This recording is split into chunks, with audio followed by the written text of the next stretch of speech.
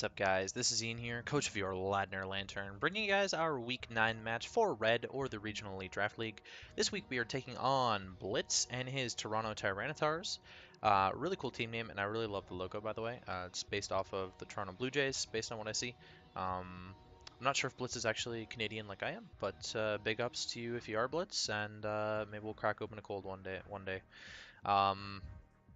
Yeah, so Blitz's team is Celesteela, Manaphy, which is a Z user, Sylveon, Weavile, Incineroar, Golurk, Gourgeist, Rotom, which is a Z user, and Megalodios. The only one I wasn't expecting was the Rotom. I really thought Rotom had a piss poor matchup against me, even if it was Scarf. It doesn't have the damage output to break through a Mega Alakazam, and so I really just didn't see Rotom coming honestly against my team, but there it is on the screen right there. Megalodios I thought for sure was coming, definitely Weavile, definitely Celesteela, all of those, and Manaphy as well for sure. I was a little iffy on Incineroar and Gourgeist, and I'm very surprised and happy to not see either of them, and I'm also very happy to not see the Sylveon, which I really thought Sylveon was going to come, and it didn't, so there you go, that's pretty fun. Yeah, Golurk, don't really think Golurk does a lot to my team, so I'm kind of okay with Golurk coming. Realistically, that's what I brought Shuka Salazzle for, so there you go. If you haven't seen my team builder, you should check it out, but otherwise, I'll run through my team really quickly here. I have a physically defensive Rocky Helmet Miltank. Main job is to deal with the Weavile. Since Incineroar isn't here, that was the main things that it was checking was the Weavile, Incineroar, and the Golurk. So I guess I can check the Golurk too. Araquanid, I'm Spadef Araquanid to deal with Manaphy. It 100% deals with Manaphy sets. That was the main goal of the Araquanid, was to deal with Manaphy. And I've also got webs on there, which look pretty worthless against two levitators and a flyer, but I thought since his removal options weren't great that it might be good. Specs Vikavolt, which he doesn't have a switch in for. He literally doesn't have the switch in for Specs Vikavolt at all. Buzzwole, I'm Pyapa Berry Buzzwole. Goal was to eat a Psychic Hit from the Megalodios and blow it back with a Leech Life. It kills no bulk Megalodios every single time, and he can't run a lot of bulk if he's scared about Cryogonal.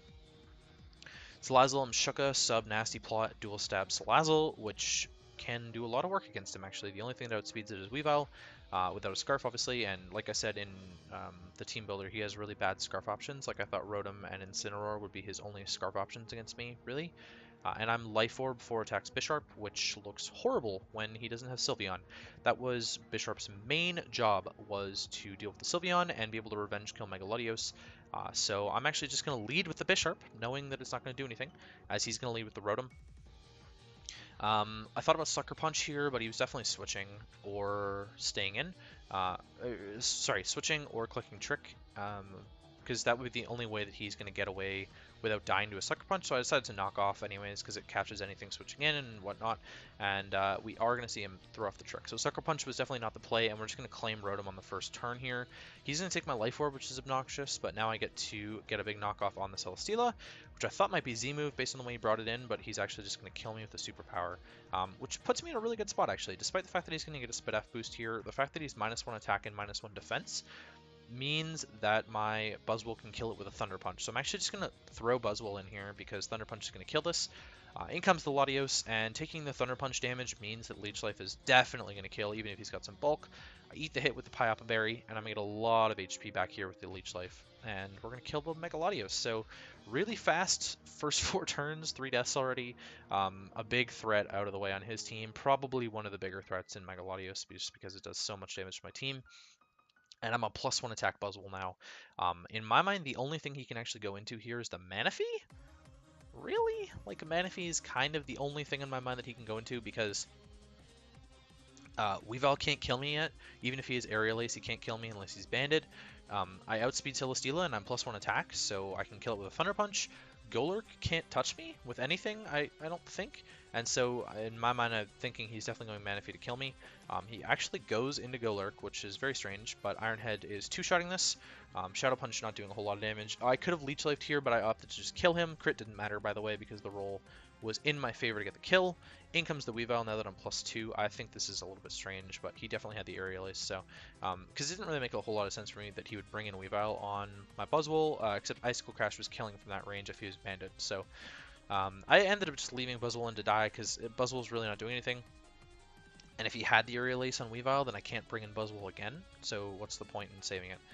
I did click Drain Punch that turn, and I would have been in a solid position, because I don't believe that Manaphy would have been able to kill me from full health, and Buzzwole might have actually just been able to pick up 5 kills if he didn't have Aerial Ace. But really good prep on his part, having Aerial Ace for the Weavile wall on my team. I'm just going to go into my Vikavolt now. If he isn't... Okay, so I thought... I wasn't entirely sure what item he was, because Aerial Ace was going to kill me from that range anyways. But I figure if he's Bandit, he's locked in, and I don't die. If he's like Expert Belt or something, then he knocks off my specs. Big whoop, I can get a Thunderbolt off here. I actually misplayed a little bit, and I should have just clicked Bug Buzz, which was a big misplay on my part here by not just clicking Bug Buzz, because once my specs were gone, Thunderbolt wasn't killing him. I am just going to go into Miltank as he knockoffs again, because knockoff was looking like it might have killed my Vikavolt from that range. Icicle Crash definitely would have, and so I was really scared of that. But he takes the Rocky Helmet chip, which means he's really low now, and I'm actually just going to opt to Body Slam him here, as he Swords Dances in my face. So I did the Calican, low kick wasn't killing me, so I was just going to kill him. Manaphy comes out, I'm going to try and Body Slam him here, and he shows off that he's Rain Dance right away. So that's big. He's also physically defensive based on the damage there, even though I'm no attack, I can tell that. He's just going to keep boosting on me, and Araquanid's my check to this. So the fact that he's Calm Mind is really good for my Araquanid, but the fact that he's Rain Dance is bad, if that makes sense, because now he can just rest up freely. Yeah, so the fact that he isn't Tail Glow makes it really good, but because he's Rain Dance, he's basically getting harder hitting Scalds on me because of the Calm Mind Rain Boost. So he's going to get the Scald off. If I was Water Absorb Araquanid right now, I hardwalled him based on what we see of his set. He's got Rain Dance, Scald, Calm Mind, and Rest. So I actually hardwalled this if I was Water Absorb Araquanid, but I did no damage in return. I definitely could have PP stalled him out of whatever I wanted, so if I was Water Absorb, and he would have had a hell of a time. But I am just going to keep Liquidationing in, get some clutch defense boosts despite the rests. We do see that he is... Sorry, I'm just going to pause for a sec here. He is the Rain Extending Rock. Oh my god, what's it called? Damp Rock. He's Damp Rock, Manaphy, based on the Rain turns extending there. The longer he stays in, the more defense drops I'm going to get, and in the rain, he's powering up my liquidations too, which means his Manaphy is just getting closer and closer to dying. He really can't touch me, and when his defense is that low, I can just Leech Life a whole bunch of health back with my Araquanid too. I think this is where he opts to bring in Celesteela soon. He does end up just sacking off his Celesteela at some point. Right here. Right here is where he does it, I think. He's going to call GG. He's going to sack off Celesteela. He might be able to do something here with an Air Slash. I thought about doubling into Salazzle, which could have just cleaned up the game too, but I end up opting to just leave Araquanid in. I'm over half, so even if his Manaphy wants to do some Rain Dance shenanigans here and rest up or whatever, then I'll be in a decent spot. So we are going to pick up the win 4-0. Araquanid picking off the last 2 Mons. Buzzwole picking up 2 kills. Bisharp picking up a kill. And what else happened? Buzzwole killed the... Bisharp killed the Rotom, Buzzwole killed the Latios, and that... Oh, and Miltank got a kill on the Weavile. So, overall, pretty solid game, really fast game, only 21 turns to go through all of this, and most of that was Manaphy versus Araquanid, if I'm being honest. That's kind of what I expected of Blitz's team, when he didn't bring a wall against me either. He brought like an offensive Celesteela with the superpower there. I thought Earthquake might have made a lot more sense against my team, but I'm not sure if Earthquake would have killed the Bisharp overall. So overall, yeah, like I said, good game. We're going to be playing Loco and the New Jersey Houndooms next week in Week 10. We only have 4 more weeks left of Red, which is crazy. The season has flown by, guys. It's flown by. We are now 6-3 plus 16, which is a really good record to head into the last 4 weeks with. I just need to win 1 more game out of my last 4, and I will be guaranteed a positive record, which is always the goal. And I'm in a really solid spot to make playoffs. I do play one of the lower teams near the end of the season, but I have 2 really tough opponents, definitely 2 of the toughest opponents this season coming up in these next 2 matches with Loco and Vic. Really looking forward to my matchup with Vic. Vic has been watching my videos, so he knows kind of how I build, and I'm excited to see how he's going to play in our match, but that is coming up in 2 weeks' time. He's a team very similar to Blitz, but let's focus on Loco.